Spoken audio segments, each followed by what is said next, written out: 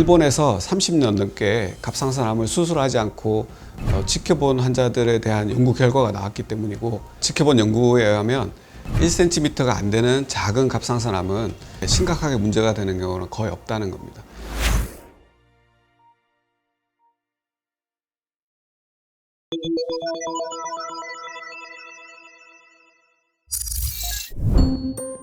갑상선암의 원인은 무엇인가요?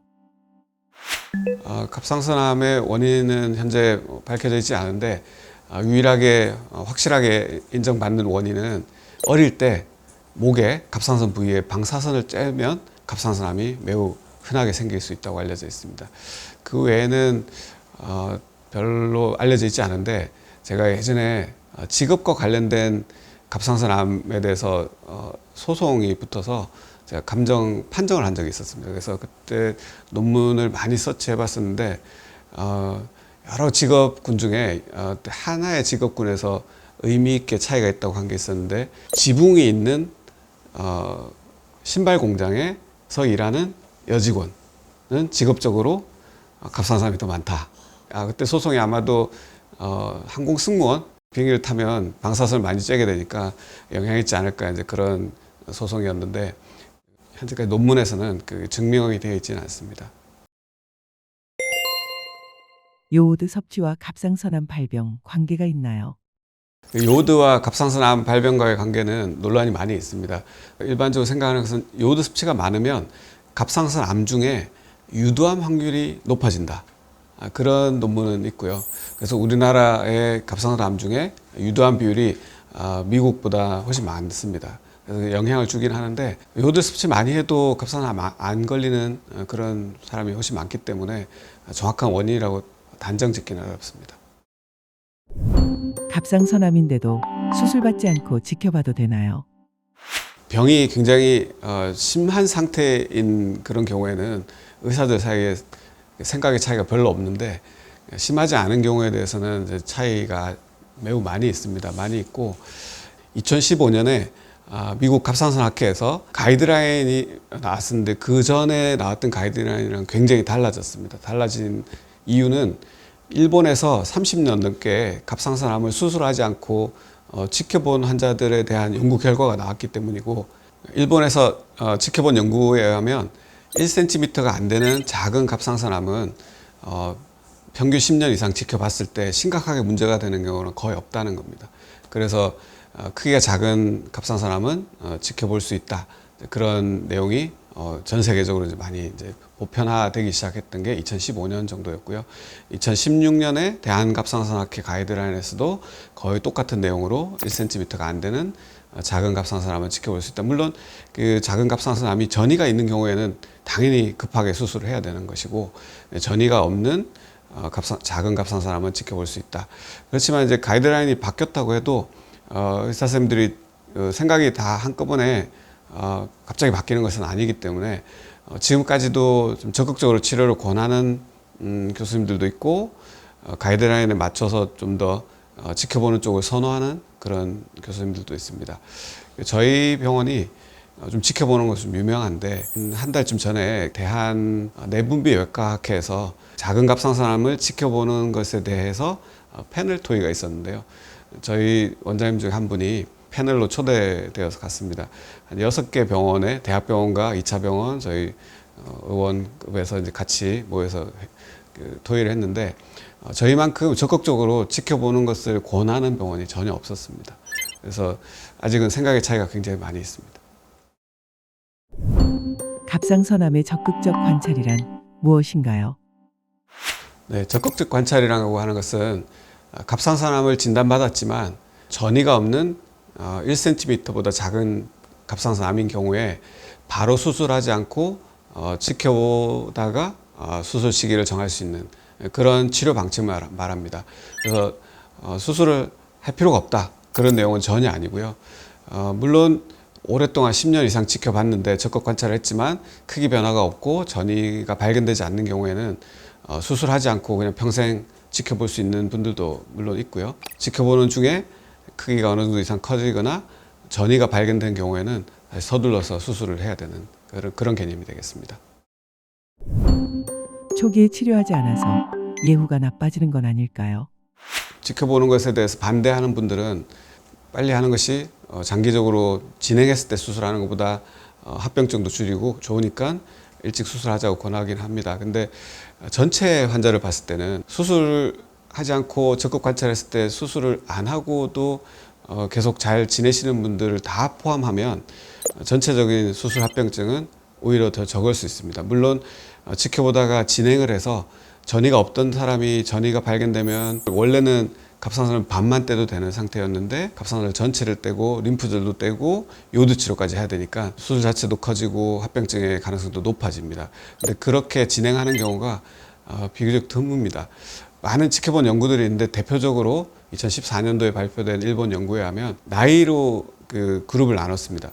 40세, 60세를 기준으로 40세보다 젊은 층 그리고 중간 나이 60세 이상 세 그룹을 나눴을 때 10년 동안 지켜봤을 때 전이가 없던 사람이 전이가 생기는 경우가 40세 이하는 16%였고요. 40에서 60세 중간 그룹은 5%, 6% 정도 되었고 60세 이상은 0.5%였습니다. 60세 이상 나이 드신 분들은 크기가 작고 전이가 없는 암을 적극 관찰했을 때 문제가 없이 평생 살게 될 확률이 매우 높다는 것을 우리가 알 수 있고요. 젊은 층은 16%에서 전이가 발견되었기 때문에 적극 관찰했을 때는 수술 범위가 커질 확률이 높은 거죠. 적극적 관찰을 할 때도 이런 나이와 갑상선암의 위치 이런 거 다 고려해서 하게 됩니다. 갑상선암 빨리 수술받아야 하는 경우는 무엇인가요? 크기가 1cm보다 작은 것을 작은 갑상선암이라고 하는데요. 그런 경우에 수술해야 되는 경우는 제일 확실한 것은 전이가 발견된 경우입니다. 여포암은 1cm 작을 때는 진단도 안 되고 전이가 잘 생기지 않지만 유두암은 크기가 매우 작아도 얼마 전에 수술하신 분은 크기가 3mm였는데 전이는 2cm 이렇게 크기가 굉장히 큰 전이가 생긴 분들도 있거든요. 그래서 전이가 있을 땐 수술하셔야 되고요. 근데 전이가 발견되지 않았지만 1cm보다 작은 데 수술을 권하게 되는 경우는 일반적으로 위치하고 관련이 많습니다. 갑상선 결절의 위치가 기도에 붙어 있는 경우. 그런 경우에 이제 만약에 암이 진행한 경우에는 수술을 크게 해야 되거든요. 기도를 잘라내는 수술을 해야 될 수도 있기 때문에 기도에 붙어 있는 경우 그리고 갑상선 안쪽 몸의 안쪽으로 붙어 있으면 쪽에 성대신경이 지나갑니다. 성대신경이 지나가는 부위에 가까이 암이 있으면 성대신경 마비를 일으키기가 용이하기 때문에 그런 위치에 있는 경우 갑상선이 이렇게 모양이 이제 있는데 위쪽 끝에 있는 경우 위쪽 끝에 있는 경우에는 측경부로 전이를 좀 일찍 합니다. 크기가 작아도 전이를 잘 하기 때문에 그 위치에 있을 때는 1cm보다 작은 경우에도 수술을 권해드리고 있습니다. 일본에서 지켜본 연구에 하면 40세 이하에서는 1cm가 안 되고 지켜봤을 때 10년 지났을 때 16% 정도 전이가 발견된다는 리포트가 있기 때문에 젊은 층일 때는 수술을 좀 권하는 편이고요. 특히 소아 갑상선암은 크기와 관계없이 진단되면 바로 수술을 해야 됩니다. 나이가 어릴수록 더 빨리 진행하고요. 소아라고 하면 19세 이하를 얘기하는데 요즘 90까지 사는 동안에 그게 문제가 안 생길 확률이 없다고 보는 거죠. 갑상선암 치료의 예후를 결정하는 요소는 무엇인가요? 암에서 예후라고 하는 것은 사망할 위험이 얼마나 되는지를 보통 얘기하게 되는데 갑상선암이 예후가 되게 좋다고 하지만 1년에 300~400명의 환자는 갑상선암으로 돌아가시고 있고 그 중요한 경로는 폐전이가 되겠습니다. 폐전이 말고 다른 원격 전이들도 위험하긴 하지만 폐전이가 가장 위험한 예후를 결정하는 인자인데 폐전이가 많이 생기는 암이 갑상선암이 어떤 것인가에 대한 연구들이 많이 되어 있습니다. 암의 크기가 4cm 이상일 때 그럴 때 폐전이 위험이 높아지고요. 그리고 림프절 전이가 개수도 많고 광범위할 때 크기가 클 때 그럴 때 폐전이 위험이 높아집니다.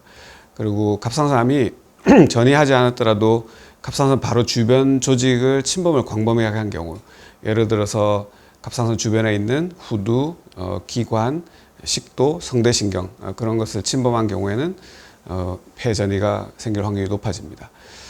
갑상선 여포암 같은 경우에는 림프절 전이를 하지 않고 원격 전이, 폐전이를 할 수 있는데 어떤 여포암이 좀 더 그런지를 연구해 보니까 여포암 중에서 혈관 침범이 많은 경우 혈관 침범이 많은 경우에 폐전이가 더 흔하다고 알려져 있습니다. 그 외에도 이제 다양한 연구들이 되고 있는데요.